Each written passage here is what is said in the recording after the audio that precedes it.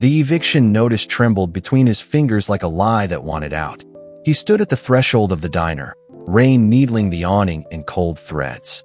Chrome letters on the window mirrored his face, split by a crack down the middle. Inside, the waitress wiped a spotless counter that didn't need wiping at all. She looked up once, then down again, as if refusing to recognize a nightmare. He smiled, polite and surgical, the kind that leaves no fingerprints. 5 minutes, he said softly. Then we start the demolition. She didn't answer. She set a cup beneath the hiss of the machine. Steam rose like a ghost learning to breathe, fogging the glass between them. He glanced around. Faded photos, a jukebox that never played, a crooked clock. Nothing worth saving, he told himself, except the quiet it pretended to hold. Her hands were steady, but her eyes counted exits and distances. He placed the notice on a placemat, as if laying a flower on a grave. Outside, an engine idled, hungry for orders. "Why now?" she asked, voice even, almost kind. "Because time ran out," he said, as if repeating a weather report. The door chime jittered in the draft. Nobody entered. Nobody would. He tapped the notice twice, a metronome for bad decisions. She set the coffee down, black as a confession, hot as a threat. "On the house," she said, and he almost laughed at the phrasing. Mercy tasted like bait when you didn't deserve it. He took a careful sip, found something floral and unsettlingly familiar. "Who taught you that roast?" he asked, hating the crack in his tone. She shrugged, eyes on the rain, mouth on the edge of a secret. "The same person who taught me to wait before I speak." He checked his watch. The second hand ticked with surgical indifference. Behind the counter, a locked drawer glinted like a dare. Her thumb grazed her apron pocket, counting something he couldn't see. "You came to destroy a building," she said, finally meeting his eyes. "But buildings aren't what break people." His smile thinned. The engine outside coughed, impatient, alive. He set the cup down exactly where the notice had been. The porcelain ring framed the deadline like a halo turned razor. "What breaks people," she continued, "are secrets. And this place learned yours before you did." He didn't flinch, but something in his chest tightened, a soundless hinge turning. "Secrets?" he said, with a smirk that came too late to sound convincing. She nodded once, wiped the counter again, slower this time, deliberate. "You don't remember me, do you?" she said. "But you remember this place." He tilted his head, scanning the peeling wallpaper, the corner booth by the window. Every inch of it felt like déjà vu wrapped in guilt. And for the first time that morning, the rain outside began to sound like memory. She poured another cup, not for him, not for anyone. The smell was the same as 20 years ago, smoky, bitter, too honest. He rubbed the bridge of his nose, trying to erase the scent from his head. "What do you want, a confession?" he asked, voice cracking under control. She smiled, small, cutting, and sad. "No, you already gave me that." He froze, confusion curdling into unease. She pointed at the corner booth. "You left it there, on a napkin." He turned to the booth, the air colder around it, like a wound reopening. The vinyl seat was torn, and the table had initials carved deep into it. He'd carved them himself once, or rather, they had, back when laughter filled this place. The other letters were gone, scratched out, replaced with something darker. "What are you playing at?" he said, his calm fracturing at the edges. "I'm not playing," she said, stepping closer. Her apron brushed the table, the same spot where a girl once cried. He looked away, his jaw clenched tight, guilt creeping like static in his ears. Outside, thunder rolled, not sharp, but heavy, patient, like judgment waiting its turn. "You don't know what happened," he said, almost whispering. "I know enough," she replied. "I know who paid for your silence." He blinked hard. She was right. He didn't remember her face, but her voice. Her voice had the weight of a door closing on the past. And he realized then that maybe the diner hadn't been waiting for him to destroy it. It had been waiting for him to return. His pulse throbbed as he approached the booth, each step dragging through ghosts. The napkin drawer beneath the counter creaked open in her hand. She pulled one out, yellowed, folded too neatly, edges worn by time. Across it, smeared but legible, a name bled through the fibers, Eleanor. His throat closed around the sound of it, a name buried deep beneath years of profit. He whispered, "Where did you find that?" though he already knew. "It never left," she said. some things stain would deeper than bleach can reach. She placed the napkin between them like a body neither wanted to claim. Rain rattled against the glass, and thunder stitched the silence shut. He remembered the night, a deal gone wrong, a promise whispered under neon lights. He'd signed away something that wasn't his, in ink and fear and selfishness. And Eleanor had cried behind that counter, in this same silence, long before the waitress inherited it. His voice dropped to a trembling whisper. "You're her daughter." She nodded, and for a moment, pity shadowed her anger. He sank into the booth, leather groaning beneath his weight, ghosts crowding close. "You think I came to finish what he started?" he said, low, almost begging. "I think you came to see if you could still lie," she answered, sharper than thunder.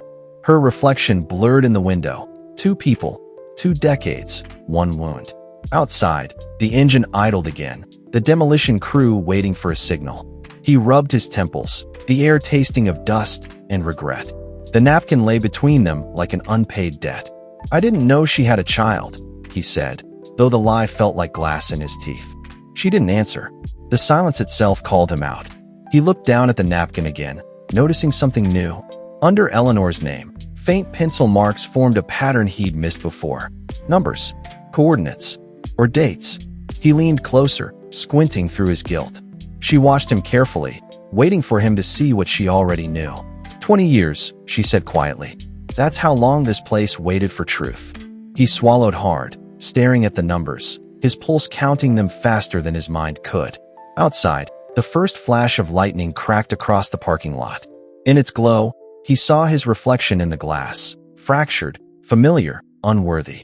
The napkin fluttered in the draft, landing face down beside his hand.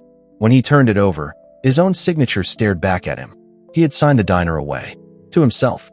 The ink looked faded, but his name was still sharp enough to cut through the years. He felt his stomach turn as he traced the edge of the paper, his hand trembling. "That's impossible," he muttered. "I never." But the words refused to finish the sentence. She crossed her arms, leaning on the counter with quiet certainty. "You did," she said. "Maybe not for the land, but for something worse."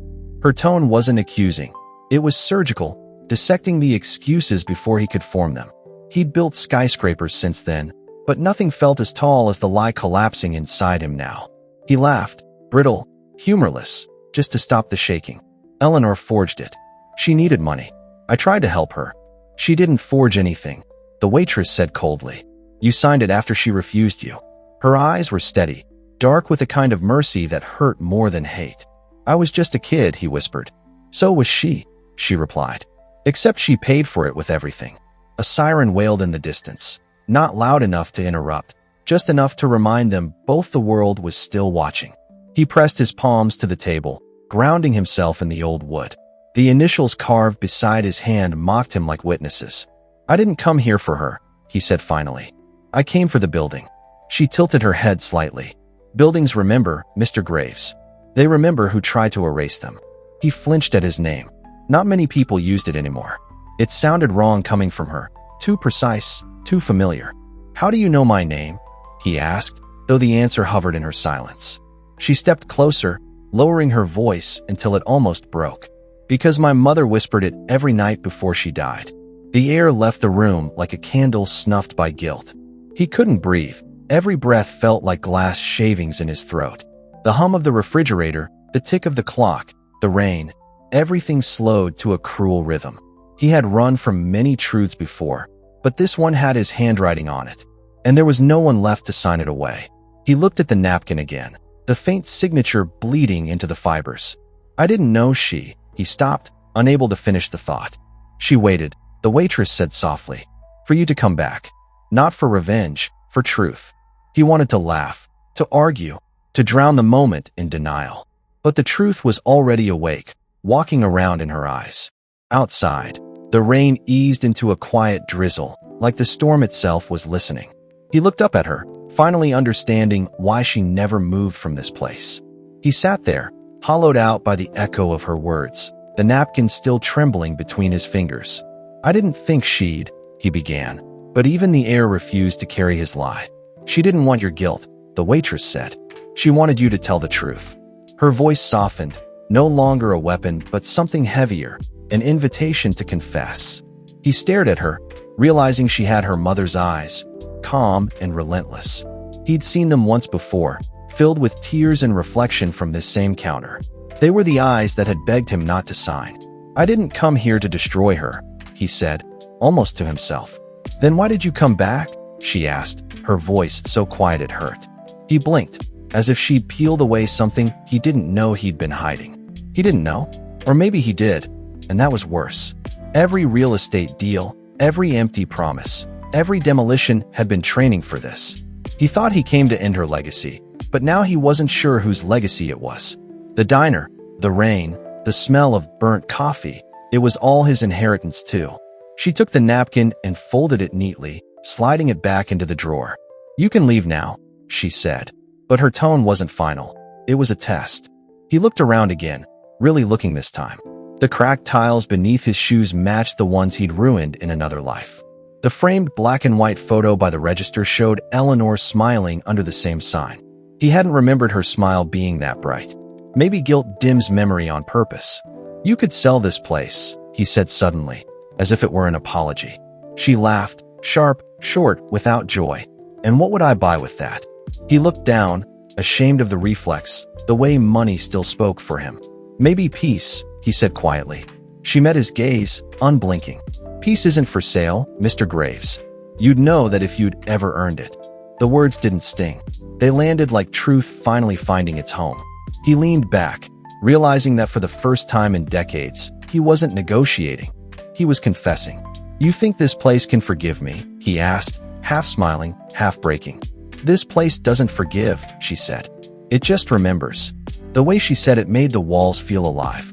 Rain streaked down the windows like tears it couldn't hide. He followed the drops until they vanished into reflections of neon light. For a second, he thought he saw Eleanor standing behind her daughter, just smiling. And then the lights flickered once, like approval. He blinked hard, but the image didn't fade as quickly as he expected. For one unbearable heartbeat, he thought he saw Eleanor's reflection move.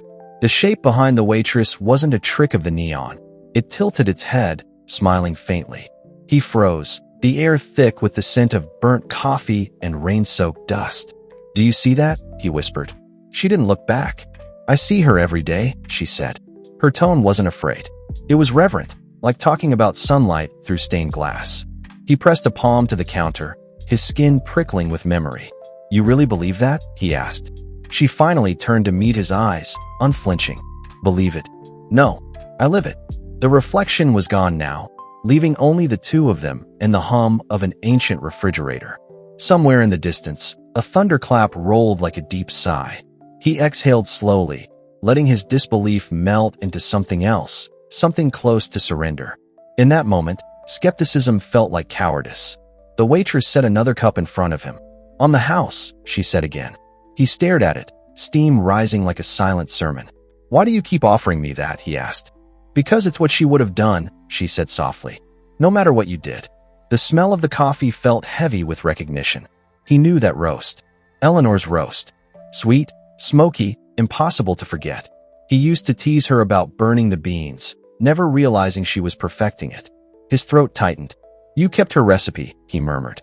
"I kept her promise," the waitress replied. Her gaze drifted toward the window, where rain traced trembling rivers of light. "She said one day you'd come back, and when you did, she wanted you to taste what forgiveness feels like." He couldn't speak. The lump in his throat refused to let him. Outside, the demolition truck idled louder, its rumble like a countdown. Inside, time stretched thin, balancing between ruin and redemption. "Stop them," she said quietly. He blinked, as if waking from a trance. "What? Your crew?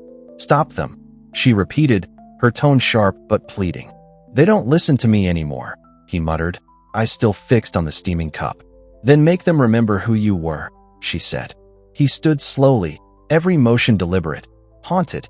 As he reached the door, thunder cracked again, and for the briefest instant, he swore he heard Eleanor whisper his name. He stepped outside into the wet air, where the storm had softened into mist.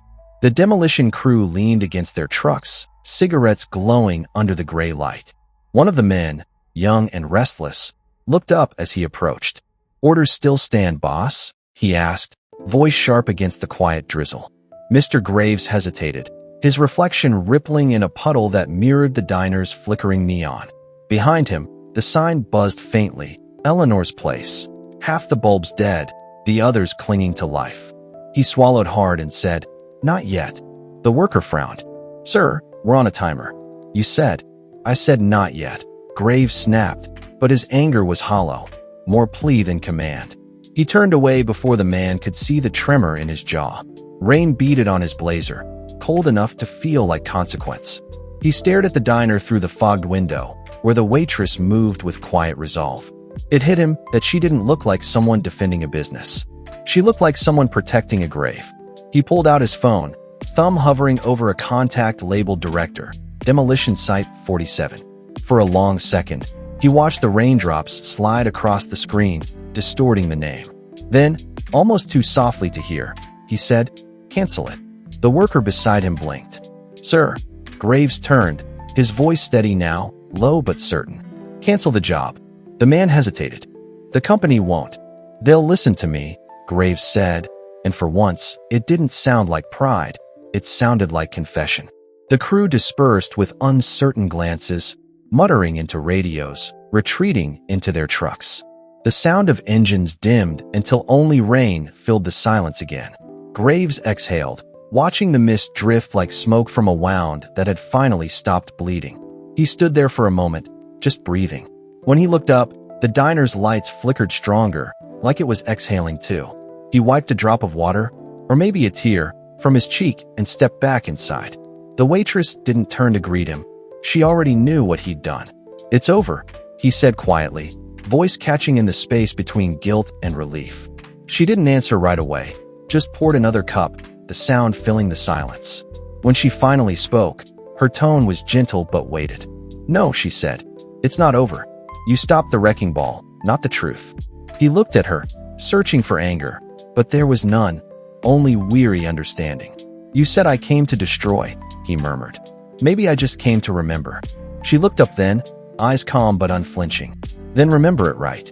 He didn't speak right away. The quiet in the diner had turned thick, like syrup. "You think remembering fixes anything?" he asked finally, his voice trembling. "No," she said, "but it stops the lie from living rent-free." He almost smiled at her choice of words, sharp, fitting, cruelly poetic. She leaned on the counter, eyes never leaving his.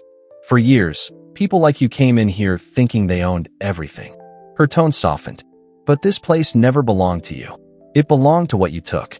He walked toward the window, drawn by the dim reflection of his younger self. Rain streaked the glass like fingerprints on old guilt. He saw flashes, Eleanor's laugh, the first deal, the envelope of cash that sealed her fate. He swallowed hard, trying to breathe through the weight pressing his chest. "I didn't come here to hide anymore," he said. "Then prove it," she replied. "Tell me what really happened that night." He closed his eyes, the smell of coffee and thunder pulling him back in time. "It wasn't supposed to go that way," he began. "She needed money, desperately. I offered help in exchange for the deed." He winced at the memory. She refused. Said the diner was her soul. He rubbed his temples, his voice breaking. "So I found another way. I told the bank she'd defaulted. I thought she'd give up, sign it over, and start fresh somewhere else." He looked at her, but she didn't. She fought. The waitress's knuckles whitened on the counter, her breath steady but slow. "She fought until she collapsed," she said quietly. "You didn't just take a building, Mr. Graves. You took her reason to live." He flinched like she'd struck him. The hum of the diner's old fridge filled the silence like static. His reflection in the window warped under a streak of lightning. Older, smaller, hollow. He whispered, "I tried to make it right." "No," she said. "You tried to forget." The weight of her words crushed the air between them. He sat back down, no longer the man who arrived that morning. "What do you want from me?" he asked, almost begging. "Not money," she said. "Not revenge." Her gaze drifted to the old register, the one her mother used until her last day.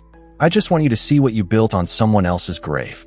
The rain outside fell harder again, like applause for the truth.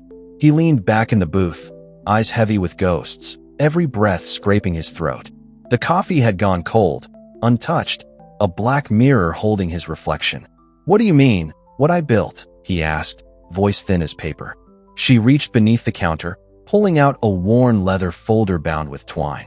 It was marked with the faded logo of Graves Realty and Development, his old firm. "I found this in the attic 2 months ago," she said, "before you even knew we existed again." Her fingers trembled only once as she untied the string and slid the papers across the table. The folder opened like a wound he'd never stitched. Blueprints, architectural plans, property acquisitions, his signature stamped across every page. At the center, one document was circled in red ink. Lot number 17, Eleanor's place.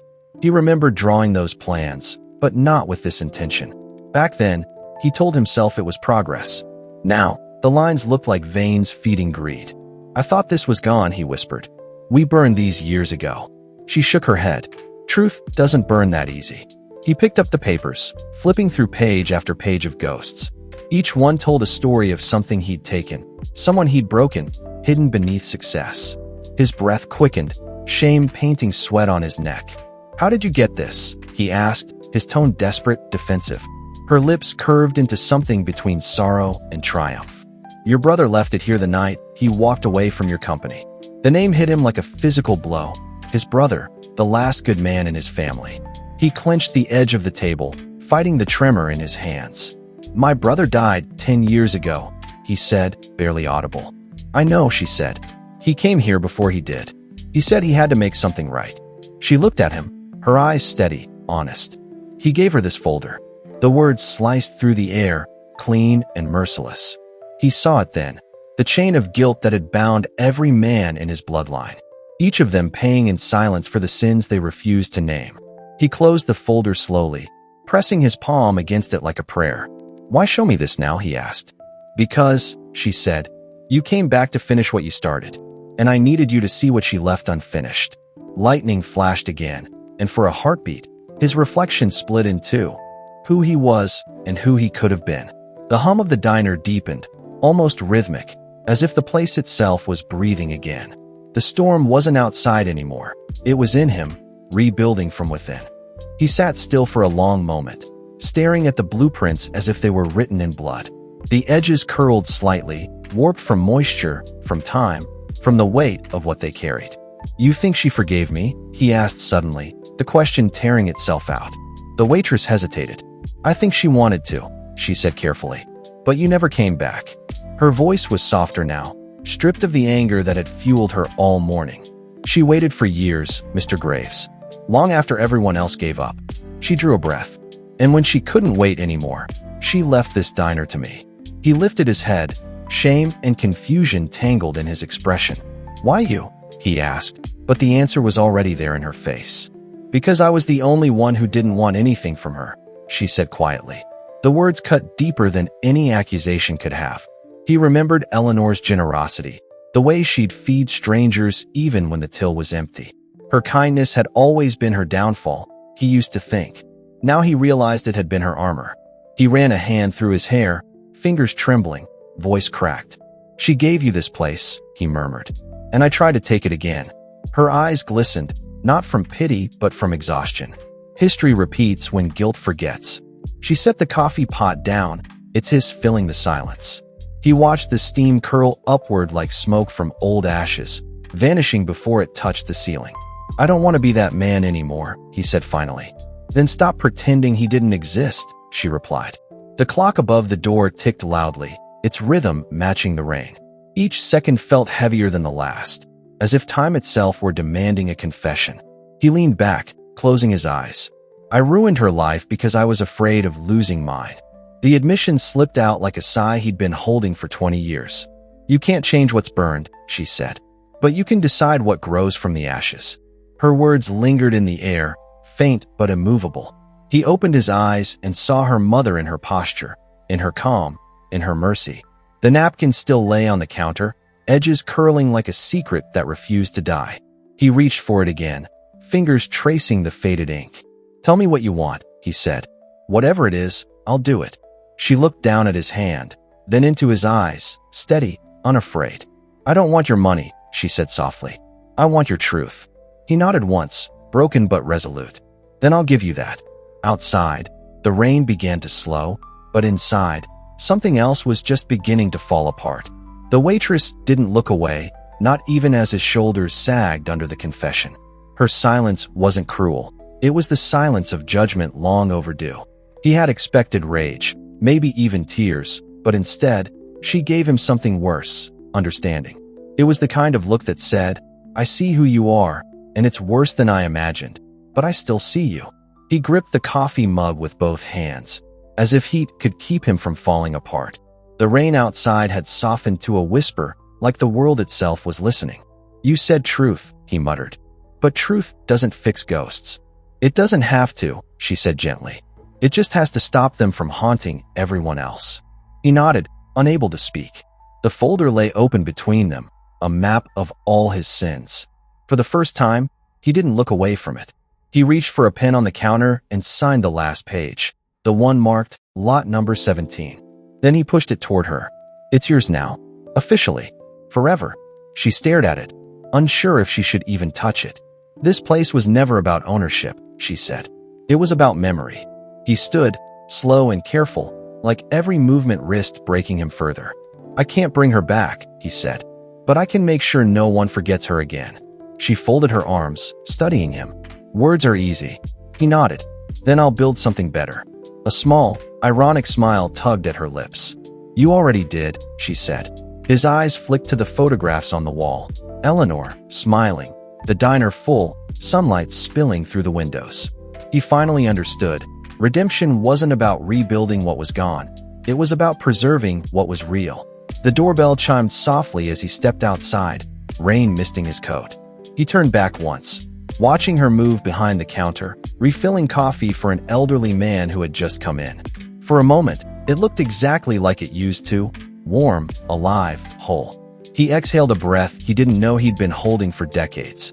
Lightning flashed one last time, faint and distant, as if sealing the story closed. And in that brief glow, he saw something almost impossible, peace in her eyes. It wasn't forgiveness, but it was close enough to save him. He stood in the parking lot, the storm clouds breaking apart above him like old lies giving way to truth. For the first time in years, the world didn't feel like something he could own. It felt like something that could forgive. He turned to see the diner's neon sign flicker back to life, letters glowing through the mist, Eleanor's. It wasn't his name that shone there anymore, and somehow, that felt right. He took a breath, long and shuddering, as if inhaling a past he could finally let go of. The air smelled of rain and coffee and something else, renewal. He whispered to no one, "You were right, Eleanor." Kindness was always stronger. Inside, the waitress cleared the table where he'd sat, folding the damp napkin with care. She didn't throw it away. Instead, she tucked it into a small tin box beneath the counter. Her mother had done the same with letters, photos, fragments of a life people had tried to erase. Now, she was continuing the ritual, preserving what pain had taught, not what it destroyed. Outside, the realtor's car engine hummed faintly, headlights cutting through the fog. For a moment, she thought he might drive off and never come back. But something told her this wasn't the kind of ending that fades into silence. He didn't leave right away. He sat behind the wheel, hands gripping the steering wheel tightly. Through the rain-specked windshield, he watched her move, graceful and unhurried. It reminded him of his mother, the same quiet rhythm of resilience. He reached into his jacket and pulled out an old photograph. Him, his brother, and Eleanor standing in front of the diner. He had taken it on the day they built the sign, before greed hollowed him out. He turned it over. On the back, Eleanor's handwriting read, "Home is built, not bought." A tear slipped down his cheek before he even realized he was crying. He started the engine, but instead of driving away, he turned it off. He stepped out again, the gravel crunching beneath his shoes, rain catching in his hair. When he opened the diner door, she looked up, startled. He held out the photograph, his hand trembling but steady in intent. "This belongs here," he said. "It always did." She took it, eyes softening as she saw the faded image. "Then I guess you finally understand," she said. He nodded, the weight of decades settling into something lighter. "Not everything lost stays gone," he murmured. The clock on the wall ticked past midnight, marking the start of a new day. She smiled faintly. "Coffee." He returned the smile, tired but genuine. "Yeah, but this time, I'll pay in full."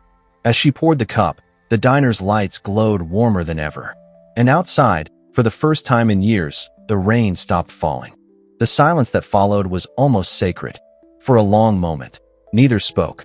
Only the faint hum of the coffee machine and the slow, rhythmic tick of the wall clock filled the air. He held the steaming mug in both hands, letting the warmth seep into his skin like penance. She watched him carefully, as if measuring the weight of his transformation. "Why come back now?" she finally asked, her tone not accusatory, just curious. He stared into the coffee, watching the steam rise and fade. "Because guilt doesn't sleep forever," he whispered. Her gaze softened, though she didn't look away. "You could have kept pretending. You could have let me hate you." He shook his head. "I've lived too long pretending not to see the damage I caused." He exhaled, eyes wet. "Eleanor deserved better. You did too." The sound of rain dripping from the roof punctuated his words, steady and slow. She turned toward the window where droplets still clung to the glass, shimmering in the dim light. "You know," she said quietly, "some wounds only close when we stop picking at them." He gave a small, pained laugh. "And some just never close." She glanced at him again. "Maybe they don't have to. Maybe they're supposed to remind us." The honesty in her voice cut through him sharper than accusation. He looked at her, really looked, and for a second, he could almost see Eleanor standing there, apron tied, eyes bright with stubborn hope. He swallowed hard, his throat tight. "You sound like her. She raised me, even after she was gone," she said. And with that, a kind of truce formed between them, fragile but real. Outside, the first faint streaks of dawn touched the wet pavement, turning puddles into mirrors. The world felt reborn, but not cleansed, just awake. He sipped his coffee, flinching slightly at the bitter taste, and smiled. "Still the same recipe." She grinned faintly. "Some things don't change." For a fleeting moment, it almost felt normal, like two people sharing a morning instead of ghosts sharing a memory. He leaned back in the booth, letting the moment breathe. "Maybe I'll come by again tomorrow," he said softly. She looked at him, eyes unreadable. Maybe. It wasn't forgiveness, but it wasn't rejection either. And in that single word, he heard something he hadn't felt in decades. Possibility. He stood, placed a few bills on the counter, far more than the coffee cost, and turned to leave. As he reached the door, she called after him. "Hey, Mr. Graves." He paused, glancing back. "Yeah." She smiled faintly. "The world doesn't end when you stop running. Sometimes, that's when it begins." He didn't answer, but the look in his eyes said enough. As he stepped outside, the sky opened with pale sunlight breaking through the clouds. The diner sign buzzed softly above him, steady for the first time in years. He looked back once more, Eleanor's diner, alive, still standing. Then he walked toward the light, each step lighter than the one before. Behind him, the waitress poured another cup of coffee, her reflection merging with her mother's photo on the wall. And in that quiet, ordinary moment, the story of two lives, broken, intertwined, redeemed, finally came to rest. He didn't return to his car immediately. He stood at the edge of the lot, watching the sky turn from gray to gold, the air crisp with promise. Behind him, the diner's neon flickered one last time, steady and sure, a heartbeat restored. He thought of all the years he had wasted, all the things he had built out of guilt instead of love. But this small place, this moment, felt like something sacred. He whispered her name under his breath, not to call her back, but to finally let her rest. The sound drifted away with the morning wind, carrying sorrow and peace in equal measure. And for the first time, he didn't chase it. Inside, the waitress wiped down the counter, her reflection in the window layered over the dawn. She had grown up in that diner, in the rhythm of pouring coffee and listening to other people's stories. But today, something felt different. Today, it felt like the end of a chapter that wasn't hers to carry anymore. She walked to the wall where the photograph now hung. Her mother, the two brothers, the diner in its early days. The realtor's signature was still visible on the blueprint beneath the glass, faint but not erased. It reminded her that even broken things can belong to a whole story. She turned on the radio, the static giving way to a soft tune. Old, familiar, the kind her mother used to hum. It filled the space between the ticking clock and the clinking dishes. A truck passed outside, splashing through puddles, but she barely noticed. She was thinking of second chances, of how sometimes they arrive looking nothing like mercy. Her hands paused on the counter, fingers brushing over a faded stain she'd never cleaned. "Maybe some marks aren't meant to fade," she murmured. The sunlight touched her face, warm and forgiving. Out by the road, the realtor took one last look back. He didn't wave, didn't speak, just let the sight imprint itself in his memory. The diner stood strong, imperfect, alive. He knew he might never come back again, but that didn't feel like an ending anymore. It felt like the beginning of the peace he'd been chasing for half a lifetime. He slipped his hands into his coat pockets and started walking down the quiet road. Each step carried the weight of everything he'd lost and everything he'd finally understood. And as the morning unfolded, a single line of sunlight broke through the clouds, landing directly on the sign, Eleanor's. Inside, the waitress looked up, saw the glow, and smiled through tears she hadn't realized were there. Maybe redemption didn't come in grand gestures or apologies. Maybe it came in the quiet moments, when truth finally stopped hiding. The bell above the door jingled again as a new customer entered, and she welcomed them with a gentle smile. Life moved forward, soft and steady, like the hum of the coffee maker. And for once, the ghosts didn't stay, they simply watched and let go. Days passed, but the memory of that morning lingered like a song that refused to end. The waitress found herself glancing toward the door more often than she wanted to admit, half expecting to see him again. Each time the bell rang, her heart jumped, a reflex born of unfinished forgiveness. But the realtor never returned. Only his absence did, and strangely, it no longer hurt. She realized then that closure doesn't always come with words. It sometimes arrives in silence. And that silence, when it's honest, can heal what apologies never could.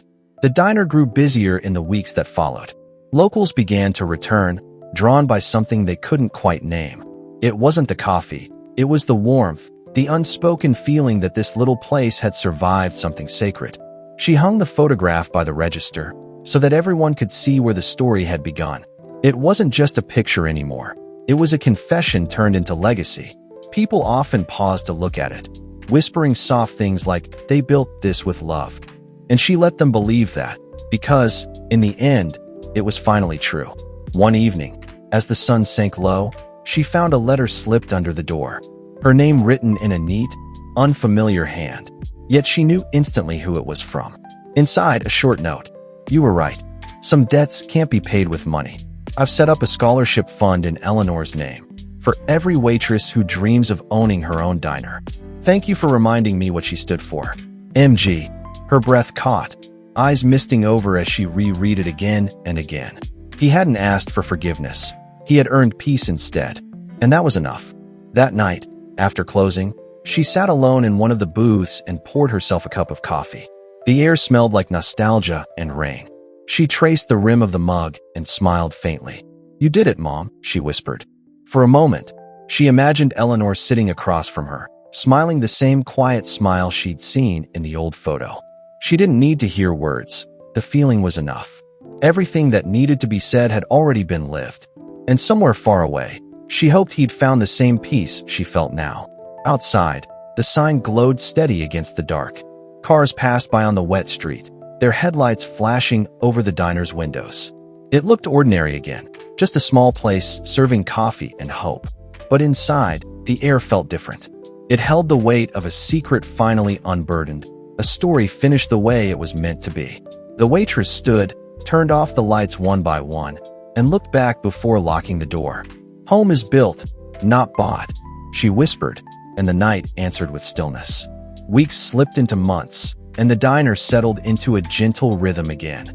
Open early, close late, coffee never cold. The waitress became known in town not just for her food, but for the feeling people left with after eating there. There was something in her eyes, a quiet steadiness, that made even strangers feel like they belonged. The regulars called it Eleanor's Light, though most didn't know why. Every night before locking up, she still looked at that photo on the wall. Eleanor smiling between the two brothers, the diner fresh and new. And every night, she whispered the same thing. "It's safe now." Because for the first time, it really was. Then one afternoon, as golden light poured through the windows, the bell above the door jingled. She looked up from wiping a table and froze. It wasn't him. It was a boy, no older than 16, nervous but determined. He wore a wrinkled blazer and held an envelope in his hand. "Are you Miss Clara?" he asked, voice cracking slightly. She nodded, puzzled. "That's me." He swallowed hard and handed her the envelope. "Mr. Graves asked me to give you this." Her breath caught. For a moment, the diner disappeared. The sound, the light, everything. She opened the letter slowly, the handwriting familiar and unsteady. It was brief, but every line carried the weight of a lifetime. "I'm leaving the city for good. The scholarship fund is growing. I'm teaching others what I forgot to learn myself. How to build, not take. Thank you for giving me back the part of me that died with her. Tell her I finally came home." The paper trembled in her hands. She blinked fast, but the tears came anyway. When she looked up, the boy was still standing there, waiting. "He told me to tell you something else," he said shyly. He said the diner's light helped him sleep again. Her heart clenched, a mix of grief and grace so strong she couldn't speak. Instead, she smiled, nodding faintly, and slipped a bill into the boy's hand for his trouble. "Thank you," she whispered. He smiled awkwardly, shoved the money into his pocket, and left. The bell chimed again, leaving the soft echo of closure behind him. She walked to the window, the letter still in her fingers, and looked out at the fading street. The rain had started again, soft, forgiving, rhythmic. The world outside looked washed clean, brand new. She folded the letter carefully and placed it beside her mother's photo. Then she turned off the lights, except for the one above the counter. It glowed faintly, golden against the dark, just enough for anyone passing by to know that something good had survived. And maybe that was all it needed to do. That night, long after the last car had passed and the diner sat wrapped in quiet, Clara stayed behind. The letter lay open beside her cup, the ink reflecting the low light from the counter lamp. She read it again, slowly this time, as if each word carried a heartbeat. "Tell her I finally came home." Those words haunted her, in the gentlest way. For years, the diner had been her cage, her inheritance, her burden. Now it felt like a bridge between worlds, between forgiveness and memory, guilt and grace. For the first time, she didn't feel like the one left behind. She walked to the window and pressed her hand against the cool glass. Outside, the rain shimmered under the streetlights, gold where it met the glow from the sign. She could almost imagine Eleanor standing outside, apron dusted with flour, waving her in from the cold. It wasn't sadness that filled her chest now. It was completion. The story that had begun in betrayal had ended in redemption, not with fanfare, but with quiet truth. Sometimes, she realized, closure didn't look like a door slamming shut. It looked like a light that never turned off. The next morning, she arrived before dawn, as she always did. The smell of coffee filled the diner, rich and familiar, curling through the air like a prayer. She brewed 2 cups instead of 1, setting one across from her at the booth. "Morning, Mom," she murmured, smiling faintly. The habit had started as a comfort years ago, a way to make the empty space less lonely. But this morning, it felt different, less like longing, more like gratitude. She could feel peace sitting across from her, unseen but deeply present. When the first customer came in, an old man with kind eyes, he nodded at the photo on the wall. "Your mother?" he asked. Clara smiled. "Yes. She built this place with her heart." The man nodded thoughtfully. "It shows. Not many places like this left." He sipped his coffee, then added, "You can feel when something was made out of love." Clara's eyes softened. "You really can," she said. And for the first time in years, the words didn't ache. Outside, the sun broke through the clouds, light spilling across the diner's windows. It struck the old sign, Eleanor's, and turned it into gold. Clara watched it glow, the letters alive with morning fire. She didn't move for a moment, just let herself feel it, how everything had come full circle. Then, quietly, she whispered the only prayer she still remembered. "Let this place always be more than walls and coffee." And somewhere in the hum of the diner, in the warmth of that morning light, it felt like someone answered. As spring came, the diner transformed in small but beautiful ways. Clara planted flowers out front, wild daisies and sunbursts that spilled over the old brick path. She painted the door a new color, a soft blue that reminded her of her mother's favorite apron. The town began to notice. People started calling it the heart of Main Street again. Old customers returned with stories of the diner from decades ago, how Eleanor would feed them even when they were broke. Clara listened to every story, holding each one like a thread connecting her to a woman she was still learning to know. Every memory shared seemed to add another heartbeat to the building. One afternoon, as she was restocking sugar jars, a familiar envelope arrived in the mail.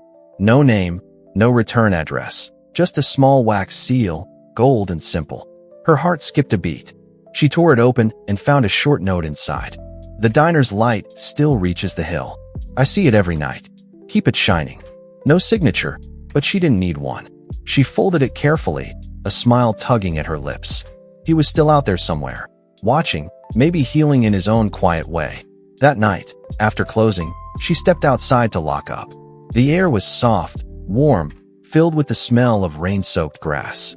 She turned off the neon sign and looked up at the stars scattered like whispers above the diner. Her mother had always believed the dead never really left. They just found gentler ways to stay. Clara believed that now, too. She reached into her pocket, pulled out the folded note, and pressed it to her heart. Keep it shining, she whispered, smiling through tears.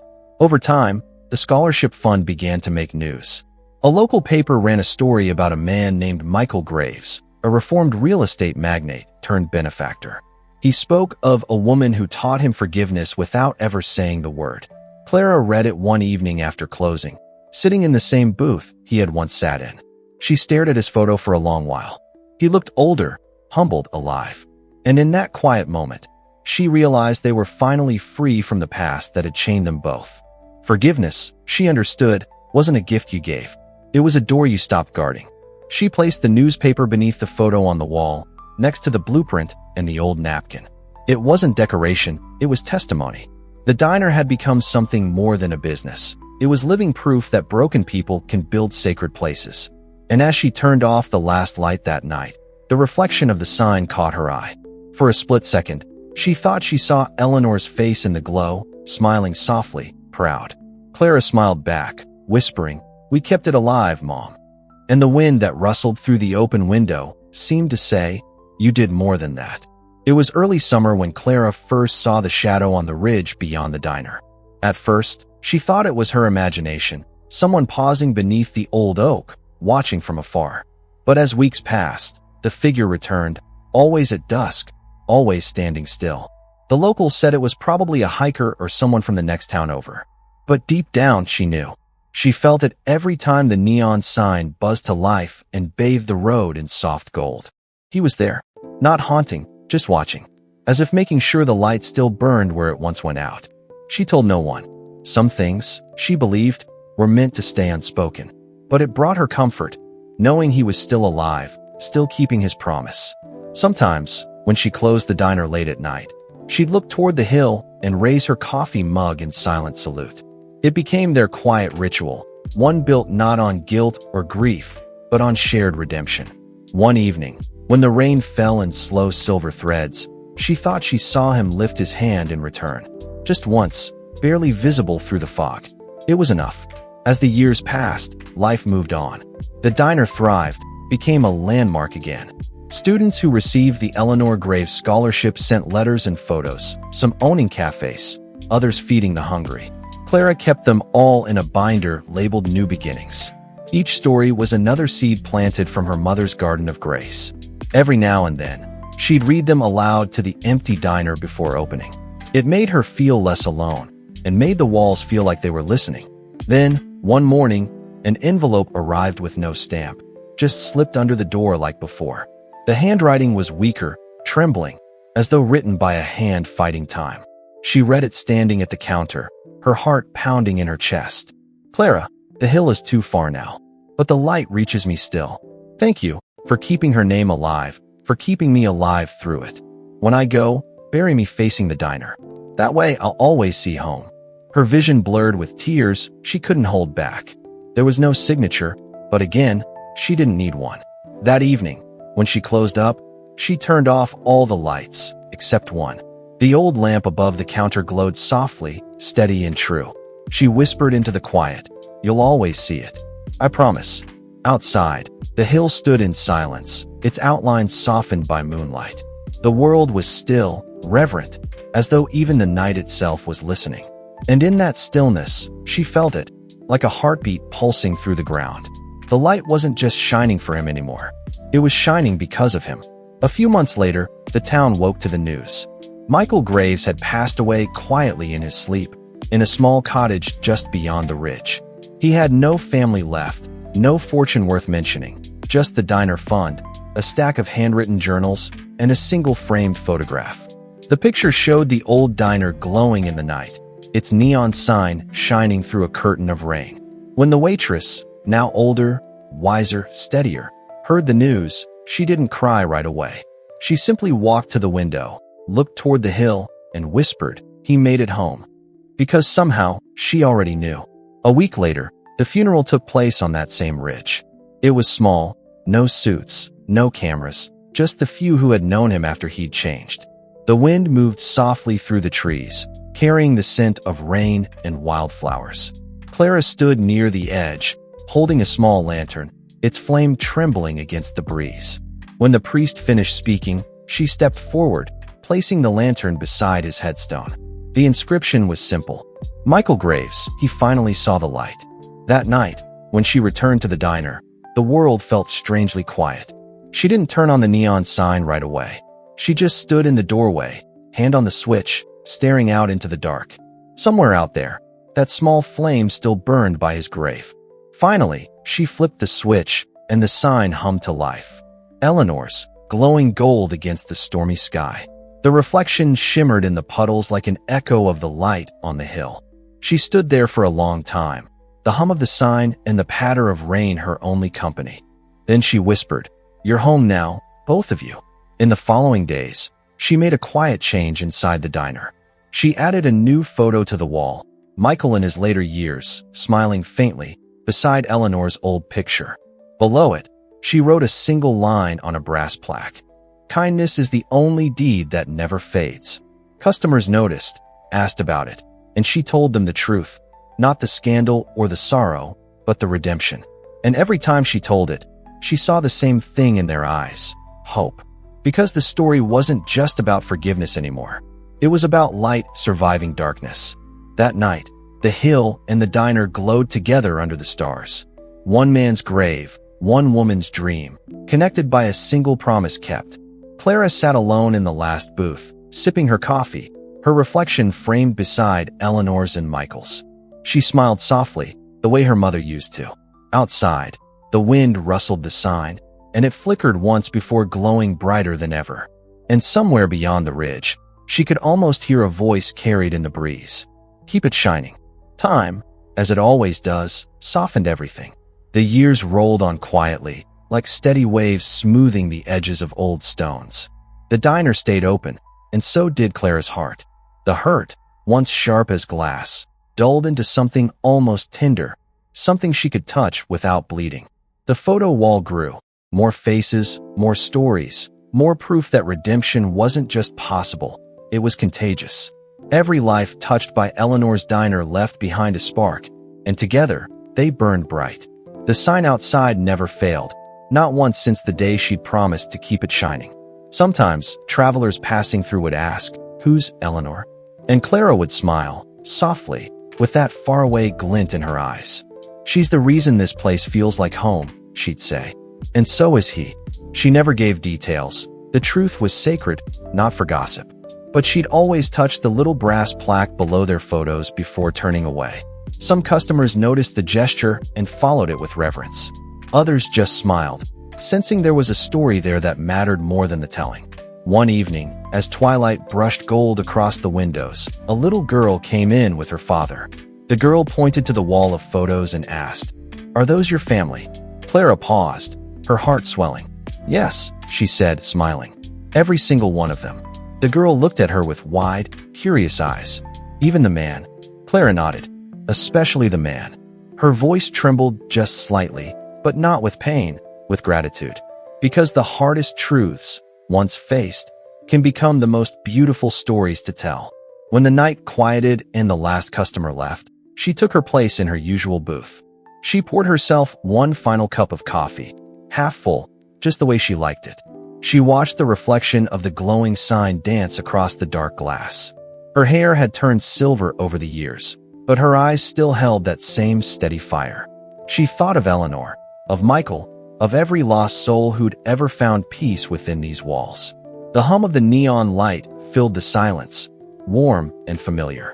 And in that hum, she heard echoes of laughter, forgiveness, and faith. She closed her eyes, leaned back, and whispered, "We did it." Outside, the hill shimmered faintly beneath the stars, a small flicker of light still visible near the ridge. Whether it was a lantern or just the moon playing tricks, she couldn't tell, and didn't need to. She knew what it meant. The promise still lived on, carried in every beam of gold that touched the night. The diner stood as it always had, humble, eternal, alive. And as the clock struck midnight, the lights dimmed softly, wrapping the world in peace. For the first time in a long, long time, the story truly felt complete. Years later, the story of Eleanor's Diner became more than just local folklore. It became a piece of the town's soul. Travelers stopped by just to take photos under the glowing sign, whispering about the waitress who kept the light alive. Clara never corrected them. The truth didn't need her name. It had already found its home in people's hearts. Each morning, she still opened the diner before sunrise, the smell of coffee wrapping around her like an old, kind friend. And each night, she still left the counter lamp on, the same one Michael once stared into while confessing everything. Some habits weren't about memory anymore. They were about legacy. She had learned that keeping light burning wasn't about refusing the dark. It was about believing dawn would come again. One evening, a young woman came in, a college student, traveling alone. She looked around, eyes wide with a quiet reverence. "Is this the place from the story?" she asked. Clara smiled. "Which story?" she teased, though she already knew. "The one about the waitress and the man who tried to destroy it, but ended up saving it instead," the girl said softly. Clara poured her a coffee, nodding toward the wall. "You're sitting right where he used to sit." The girl's gaze moved to the photos, her expression turning solemn. "Did it really happen?" she whispered. "All of it." Clara leaned on the counter, folding her hands together. "It happened," she said, "but not the way stories tell it. He didn't save the diner. He saved himself by letting it live." The girl sat in silence for a while, sipping her coffee like it was a communion. Then she smiled faintly. "I want to do something like that someday." Clara's heart softened. "Then start by building something no one can buy." The girl nodded, and Clara saw something familiar in her eyes, a spark of hope that looked a lot like her mother's. And in that moment, she realized the light had already passed on to another keeper. When the girl left, dusk had already settled over the diner. Clara stood in the doorway, watching her disappear down the road. The sign buzzed softly behind her, painting her silhouette in amber and gold. She felt no sadness this time, just pride. The story had outgrown her, as it was always meant to. She whispered into the quiet, "Keep it shining." The wind carried it down the road, toward the fading figure of the girl. And though Clara couldn't see it, the girl smiled, because somehow she'd heard it.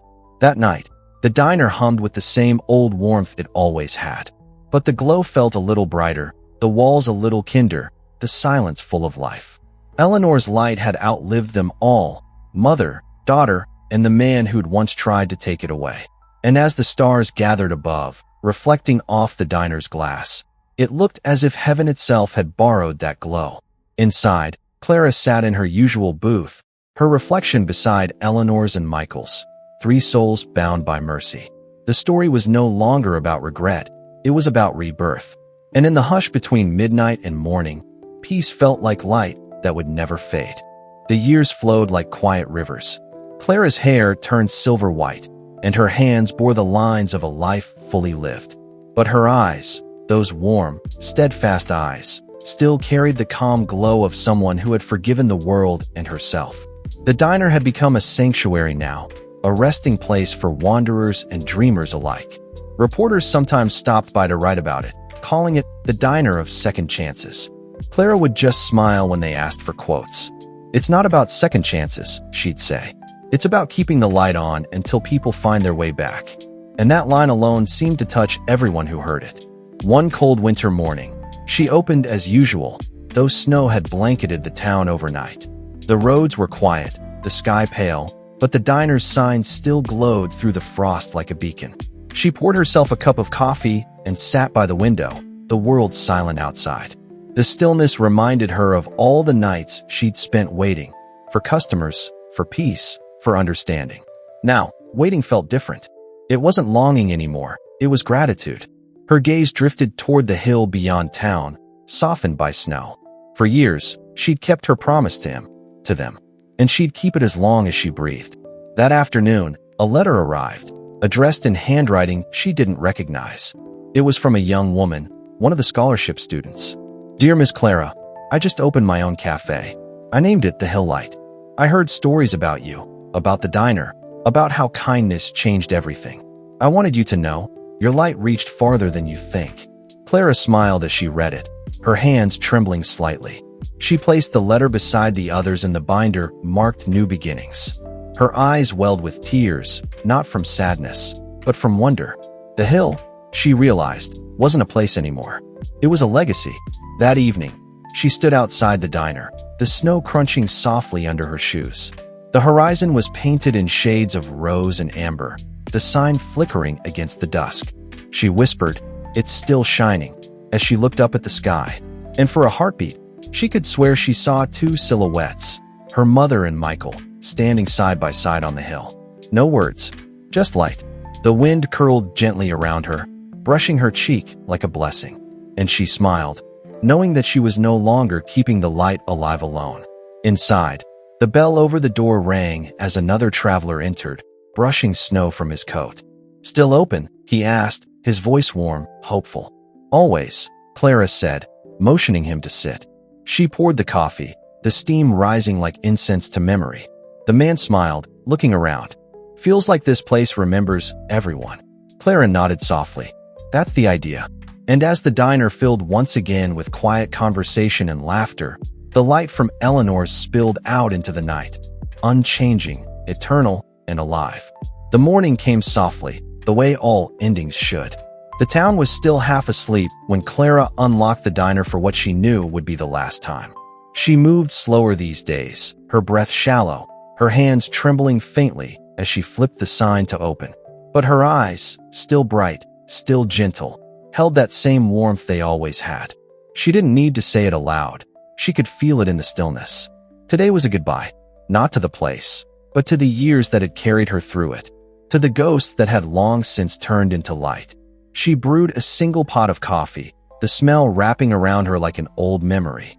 The same song that used to play on her mother's radio drifted softly through the air. Clara smiled as she looked at the photograph wall, Eleanor's kind eyes, Michael's hesitant smile, the dozens of faces that had followed. She whispered, "We did it," her voice cracking with both pride and peace. She didn't feel sorrow. She felt completion. Everything she'd protected, every promise she'd kept, had come full circle. The diner had become what her mother dreamed it to be, a home that never stopped welcoming hearts in need. Around mid-morning, a young woman entered, no older than 25, nervous but radiant. "Miss Clara?" she asked softly, clutching a folder to her chest. Clara turned, her smile slow but certain.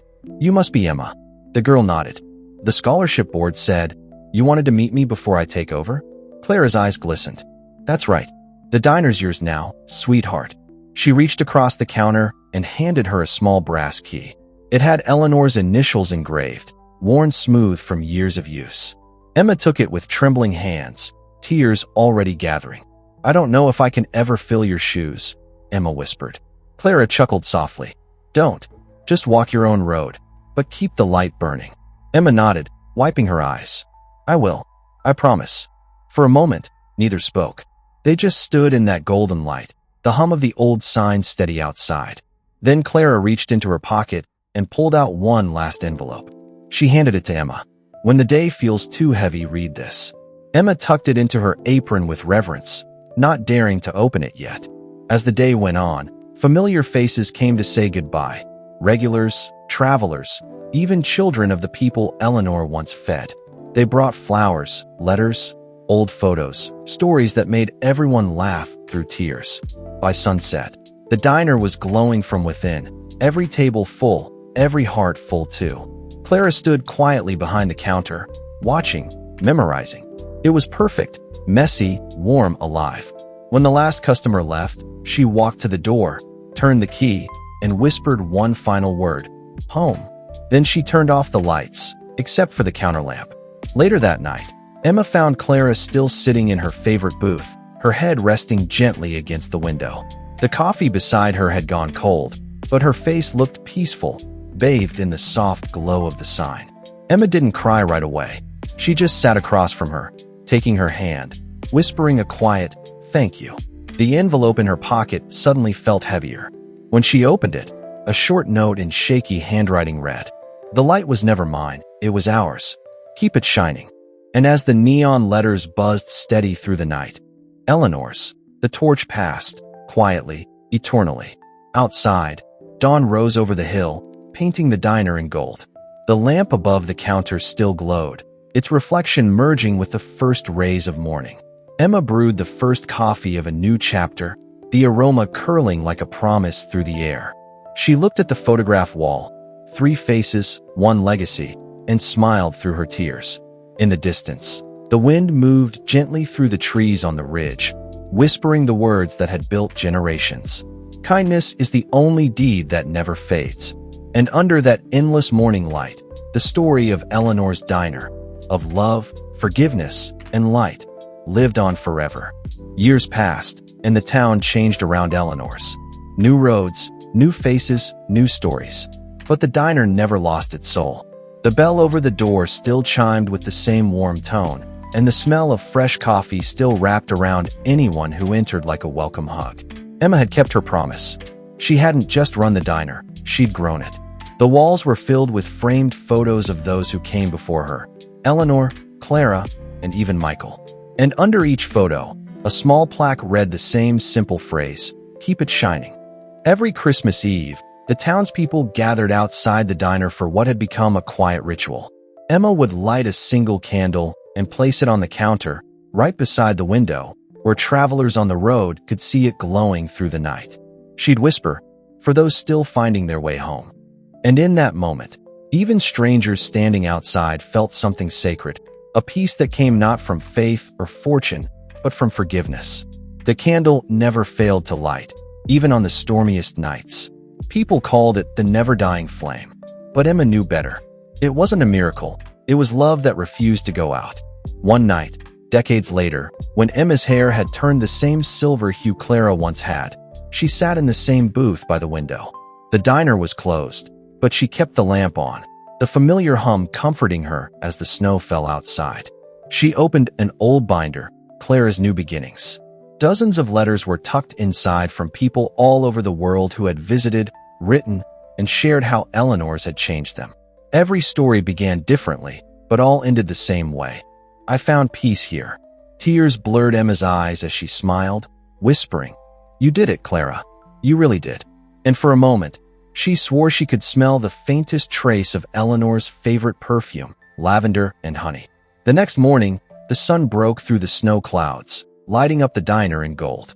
The candle on the counter had burned all night, the wax pooled in a heart-shaped glow. Emma stepped outside, the air crisp and clear, the sky endless and blue. She looked toward the hill, Eleanor's hill, where 3 figures once stood in the stories she'd grown up hearing. Now, she felt them with her more than ever. Not ghosts, but guardians of warmth. She whispered, "The light's safe. You can rest now." And in that silence, the wind carried her words upward, as if delivering them home. That night, for the first time in her life, Emma closed the diner early and walked up the hill alone. She carried a small lantern, the same one that had hung in the diner since Eleanor's time. When she reached the top, she looked down at the town, the tiny lights flickering, the diner glowing softly below. She set the lantern on a stone, its flames steady and calm. Then she turned back toward home, her heart full, her steps unhurried. As she walked, the lantern's glow stayed behind, merging with the stars that had begun to appear, one more light among countless others. And far below, Eleanor's diner stood bathed in gold, forever waiting, forever shining. Decades melted into memory, but the story of Eleanor's diner never faded. It grew. Travelers whispered about a small cafe on the edge of town where time seemed to pause, and peace wrapped around you like a blanket. No billboard ever advertised it. No influencer ever discovered it. Yet, the place was always full. Some said the coffee tasted different there, warmer, richer, like it held the essence of every soul who'd ever sat at its tables. Others claimed that if you came in burdened, you'd leave lighter, though no one could explain why. And on one corner booth by the window, a small brass plaque remained untouched by time. It simply read, "To those who kept the light." Children grew up hearing the story of the waitress who saved the town, the realtor who found redemption, and the diner that refused to close its doors. They didn't know the full truth. Each version changed a little with every telling, but that didn't matter. Because every story carried the same heartbeat. Kindness could outlive pain. Emma grew older, then older still, until her hands looked like Clara's once had. When people asked her why she never retired, she'd just smile. "Because love doesn't retire," she'd say, her eyes glinting in the light of the neon sign. And those words alone became something of a legend themselves. Then, one day, she felt the time had come. She gathered the staff and the few townsfolk who were like family, and she handed them a small wooden box. Inside was the original key with the engraving EH, Eleanor Hill. Her voice trembled as she said, "Whoever holds this key doesn't own this diner." They protected. No one spoke. Some cried. Some simply nodded, knowing the weight of what that meant. That night, Emma turned off the sign for the first time in decades. The town went dark for a heartbeat. Then dozens of porch lights flicked on, one by one, lighting up the streets like a constellation of gratitude. After Emma passed, her story joined the others. Eleanor, Clara, Michael, woven into the quiet myth of Eleanor's Diner. Years rolled on, and new faces came to run it. Each left their touch, a new pie recipe, a song on the jukebox, a story told over morning coffee. But one thing never changed, the small candle by the window. Even when storms knocked out power across the valley, locals swore they could still see its faint flicker through the dark. Scientists called it reflection, illusion, coincidence. But for those who believed, it was something more. It was the echo of every act of love that had ever taken place in that humble room. One rainy night in the present day, a young realtor driving home from a failed deal spotted the diner's light through the fog. He stopped, stepped inside, and found the place nearly empty. Behind the counter stood a woman, her smile warm, familiar somehow. "Coffee?" she asked. He nodded. "Please." As she poured it, he noticed the key hanging from her neck, old brass, engraved with EH. And though neither said a word, something deep within him shifted. As if the world had just reminded him that forgiveness was still possible. When he left, dawn had already touched the sky. He turned back to look at the diner one last time. The light from the window fell across the wet road, long and golden, like a hand reaching forward. He didn't know its story. He didn't need to. He only knew that for the first time in years, the weight on his chest felt lighter. And miles away, as the town began to wake, the sign flickered softly to life again. Eleanor's Diner, open. Because some lights don't fade. They wait. They forgive. They shine. Forever. The years that followed blurred into a gentle rhythm, as though the diner itself had become part of the heartbeat of the earth. Eleanor stood through storms, through seasons of change, through the quiet hum of progress and the noise of the modern world. But inside, time still moved softly, measured not by clocks, but by laughter, by tears, by the clink of coffee cups against worn wood. The booths filled with stories, whispered and shared, passed down like heirlooms. And every time someone looked toward that glowing window, they felt something unexplainable, a pull, a warmth, a whisper that said, "You're home." That light wasn't electricity anymore. It was memory, living and breathing. Tourists began to visit from distant towns, drawn by rumors of the cafe that heals. They came broken, lost, searching for something they couldn't name. And when they left, they often left behind small tokens, a ring, a note, a photograph, even a coin, each a piece of the burden they no longer carried. These were placed in a wooden chest under the counter, known among the regulars as the box of letting go. The new owner, a woman named Lucy, never opened it. She simply said, "When the box is full, someone new will come." That's how it's always been.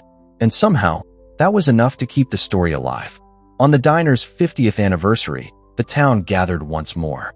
The mayor, A man whose grandmother had once been served by Clara herself stood at the small podium outside. He spoke with reverence, voice trembling with gratitude. "This place," he said, "is more than four walls and a kitchen. It's proof that kindness outlasts all things." People applauded softly. Some cried openly.